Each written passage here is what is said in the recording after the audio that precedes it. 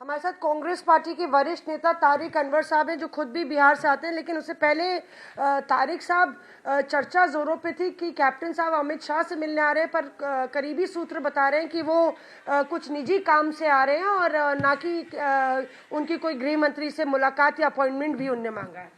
मेरा ख्याल है कि कैप्टन साहब बहुत सीजन व्यक्ति हैं, कांग्रेस के वरिष्ठ नेता है, लंबे समय तक पंजाब के मुख्यमंत्री रहे हैं। उस हैसियत से वो वहाँ की समस्या को लेकर या कुछ जो भी किसानों का आंदोलन चल रहा है उसको लेकर हो सकता है वो किसी भी केंद्र सरकार के जिम्मेदार व्यक्ति से मिल सकते हैं और अपनी बात कह सकते हैं। इसको मैं समझता हूँ कि इसमें कोई राजनीतिक मतलब होगा या उद्देश्य होगा, मुझे नहीं लगता। सर, क्योंकि ज्वाइनिंग और छोड़ने का दौर लगातार चल रहा है। कन्हैया कुमार सीपीआई छोड़ के आपके पास आ रहे हैं, फलेरो साहब टीएमसी चले गए, तो इस तरह का जो पॉलिटिक्स चल रहा है उस संदर्भ में अगर देखें तो कैप्टन साहब भी नाराज चल रहे हैं।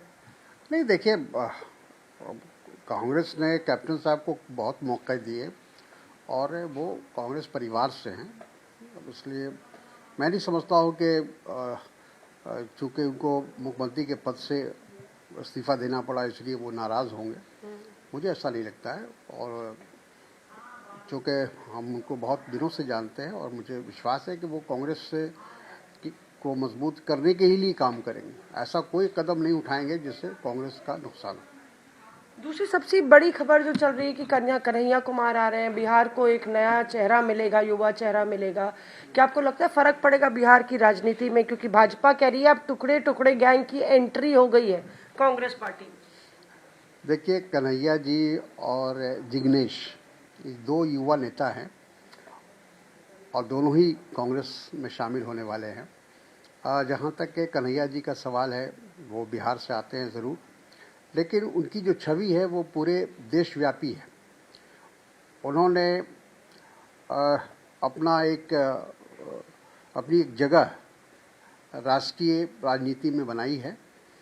ख़ास तौर पर नौजवानों में, छात्रों में वो बहुत ही लोकप्रिय हैं जी। छात्र आंदोलन से निकल कर आ रहे हैं, तो मैं समझता हूँ कि उससे कांग्रेस को बल मिलेगा, कांग्रेस को मजबूती मिलेगी और आने वाले समय में उसका लाभ पार्टी को मिलेगा। भाजपा का कहना है कि जो भारत के टुकड़े करने की बात करते हैं उनके साथ अब राहुल गांधी खड़े नजर आएंगे। असल टुकड़े टुकड़े तो भारतीय जनता पार्टी कर रही है, संघ परिवार कर रही है। पूरे देश के अंदर धर्म की और जाति की राजनीति वो कर रहे हैं जिस प्रकार से, तो बांटने का काम तो सही मानों में कहा जाए देश के टुकड़े टुकड़े करने का काम ये तो भारतीय जनता पार्टी कर रही है। जहाँ तक कांग्रेस का सवाल है, कांग्रेस का एक गौरवशाली इतिहास है और कांग्रेस ने इस देश की आज़ादी से लेकर इस देश को बनाने का काम किया है और ऐसे जो भी लोग आएंगे वो इसका मतलब है कि वो कांग्रेस विचारधारा से प्रभावित होकर आ रहे हैं। सर, थोड़ी राहत की सांस ली कि नेताओं ने कि नहीं? क्योंकि लगातार जाने का ही सिलसिला चल रहा था, कम से कम कोई आया तो सही। देखिए, जब पार्टी विपक्ष में होती है तो ऐसे बहुत कम लोग होते हैं जो पार्टी के साथ खड़े होते हैं जी। क्योंकि संघर्ष का वो दौर होता है और जो सत्ताधारी लोग होते हैं जो हमेशा ये चाहते हैं कि हम सत्ता के साथ रहें और उसका लाभ उठाएं, वैसे लोग पार्टी को छोड़कर जाते हैं। तो कांग्रेस के साथ ऐसा कई बार आया है। कांग्रेस का इतिहास देखिएगा तो कई बार कांग्रेस सत्ता से बाहर हुई है जी। तो इसका ये हरगिज मतलब नहीं है कि कांग्रेस विचारधारा में कोई कमी है। कांग्रेस की विचारधारा में कोई कमी नहीं है। पार्टी मुश्किल दौर से गुजरती है तो कुछ ही लोग होते हैं जो पार्टी के साथ खड़े रहते हैं। तारिक अनवर, आज तक से बातचीत में। कैमरा पर्सन नासिर के साथ मौसमी सिंह, दिल्ली आज तक।